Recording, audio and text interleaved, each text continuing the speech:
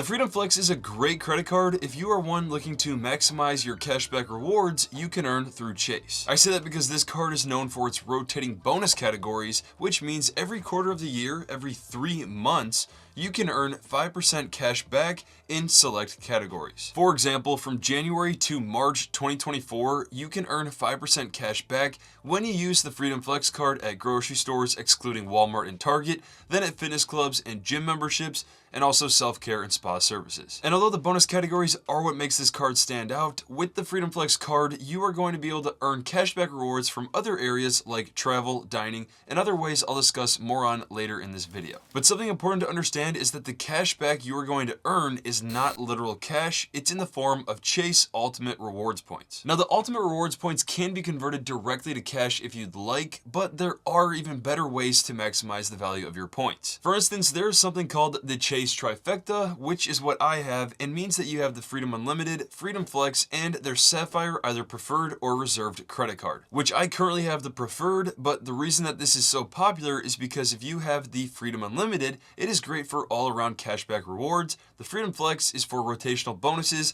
to step up your cashback rewards even more, and then a Sapphire card that unlocks the ability to use your rewards points you earn from any of your credit cards through Chase to use toward travel through Chase's travel partners. Which, by using your points for travel through the Sapphire card, it is more than likely going to be the best way for you to maximize the value of your points. In fact, just to show you an example, I recently searched up a trip to a Hyatt hotel in Mexico that if you wanted a room with 2 queen beds, it would cost you $900 per night. But I'll mention later on the video how you could get this for literally a third of that price using your points. So to start it off, let's go over the benefits to having the Chase Freedom Flex credit card. So for the Chase Freedom Flex card, you are going to be getting 5% quarterly bonus categories, which can be up to $1,500 in total purchases each quarter you activate. Notice how I said activate with this card, because when a new quarter comes out, you're gonna have to go into your account and click an easy activate button that will officially have it activated to work for that quarter with your card. And if you're confused why the max is 75 for that quarter, it's because it is 5% of the 1,500 I just mentioned, which is the total they allow per quarter to go toward the cashback rewards. Besides that, with the Freedom Flex, you can also get 5% cash back on travel purchased through the Chase Travel Portal, which basically means you book a flight, hotel, or any other travel activities directly through the Chase website. With this card, you can also earn 3% back on dining at restaurants, including takeout and eligible delivery services. You also earn 3% back on drugstore purchases, and then 1% back on all other purchases. Which, to clarify any confusion for you down the road, the amount of cash back that you are earning for each category already has included that plus 1% to all purchases. So if you had rotating categories, it theoretically is plus 4%, Chase travel purchases is 4%, then plus 2% on dining and drugstore purchases when you view the actual points you earned through Chase's website. So besides the main cashback opportunities that you can earn with this card, they have even bigger incentives for you to join the card today, because you can earn 5% back from gas stations and grocery store purchases, excluding Target and Walmart, and that is up to $12,000 spent in the first year, which means you can get up to $600 cash back. On top of that, another big incentive toward getting the Freedom Flex is their welcome bonus. After signing up, if you spend $500 or more in the first 3 months from opening up the account, you will earn an additional $200 cashback bonus in the form of Ultimate Rewards points, which I'll explain the points in more detail shortly. But that $200 to even $800 of cashback rewards that you can earn from starting this account, that can be well worth more than that value if you use your points wisely. If you're interested in signing up, I'll have a link in the description below that can direct you to get started, which if you use that link, it also helps support my channel and is greatly appreciated. So as far as the points, with a Chase credit card like the Freedom Flex, you're going to be getting Ultimate Rewards points that you can use to pay directly for travel, get cash back, gift cards, or even through sources like Amazon and PayPal, which I would advise not to do since you get the least points back. On top of that, your cashback rewards never expire as long as your account is open, and you can use this Freedom Flex card at no annual fee. You can also monitor your credit score easily through Chase's platform for free.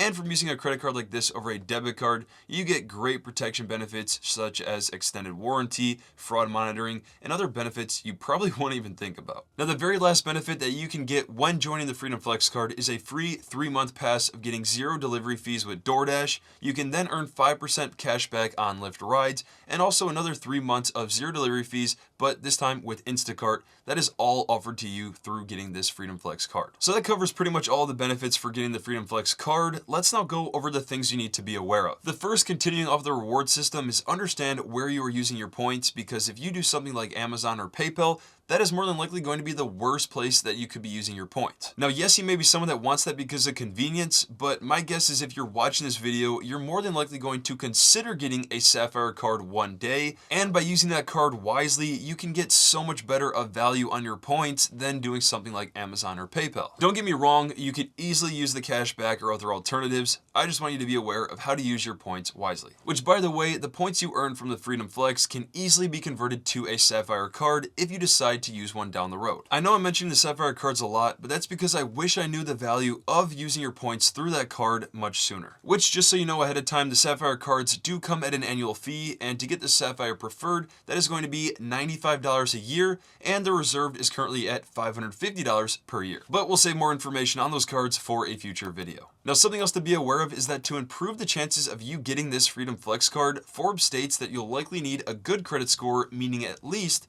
670 or higher to be considered. If you're someone that doesn't have this score or better, you may be interested in getting the Freedom Rise, which is meant to build credit for those new or even students. And speaking of credit score, when you initially get a brand new credit card, your score is going to take an initial dip. But as you increase the length of time of having credit cards and the different types you have, that score will go up in time. I wouldn't necessarily worry about this, but more so to make sure you don't miss any payments that are due, because that has the highest weight toward your score. And after that, another key factor is keeping your utilization rate low, which means, let's say you have a credit card that has a $3,000 credit limit, you want to make sure that your balance is low compared to the total amount you can borrow on that card. Typically, what's considered a good utilization rate is being under 30%, and to be great, I would say is under 10%. So to stay under 10%, this means you should have at most $300 on your card's balance before the statement's closing date. As far as the Freedom Flex, be aware that there is a 3% fee charged on foreign transactions, and another reason why you need to be paying off your credit on time,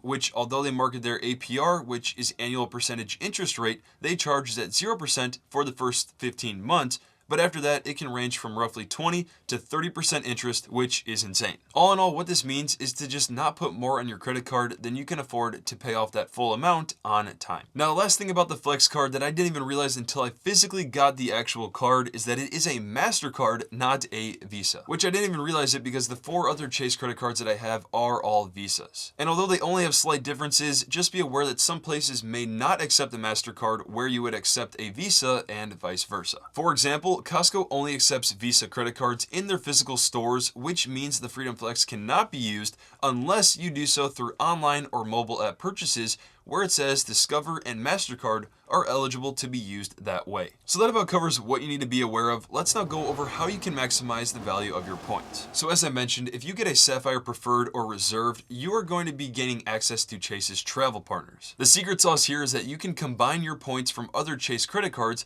to the Sapphire card. And from there, with your ultimate rewards points, they can be transferred with a 1-to-1 value with any of the following companies such as Air Canada, JetBlue, Southwest, United, Hyatt, or even IHG Hotels and Resorts, which they do have bonus offers that are constantly changing, but currently you could get 60% bonus points when you convert with IHG. So I mentioned earlier in the video that I randomly searched up a trip to a Hyatt hotel in Mexico that if you wanted a room with 2 queen beds, it would cost you $900 per night, where if you decided to get that hotel using your points from the Freedom Flex card, it would cost you 90,000 points, because the rewards points are worth 1 cent per point. Now with the Sapphire Preferred card, when booking through Chase, your points are worth 1.25 cents per point. And then for the Sapphire Reserved, the $550 annual fee card, your points are worth 1.5 cents per point. That means with the Sapphire Reserved, you would be able to get that $900 per night room for the cost of 60,000 points instead of 90,000. Sounds better, but that's not where I'm going with this. So if you had a Sapphire card and you transferred your rewards points to Hyatt with a 1-to-1 conversion of points,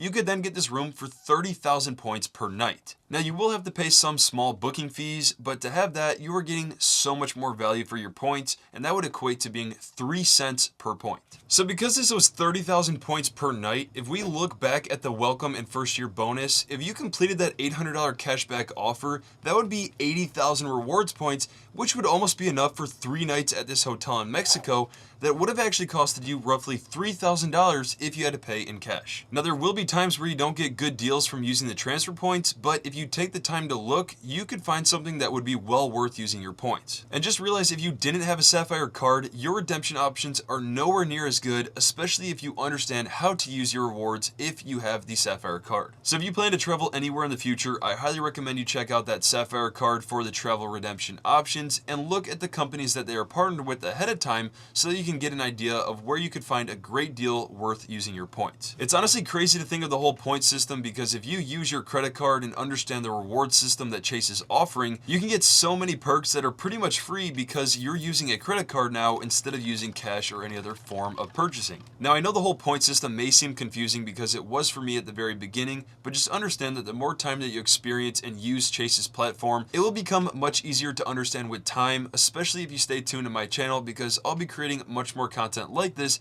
that I think you could really benefit from. So as I mentioned, if you are interested in signing up, you can get that $200 welcome bonus if you spend $500 or more in the first 3 months, and even the 5% back on gas and grocery purchases for that first year. And if you want to check out any of my free guides to improving your financial knowledge, or even my private newsletter to see my entire investment portfolio, check out the links I have in the description below. As always, don't forget to hit the like, subscribe, and notifications button for future Money Talk content like this.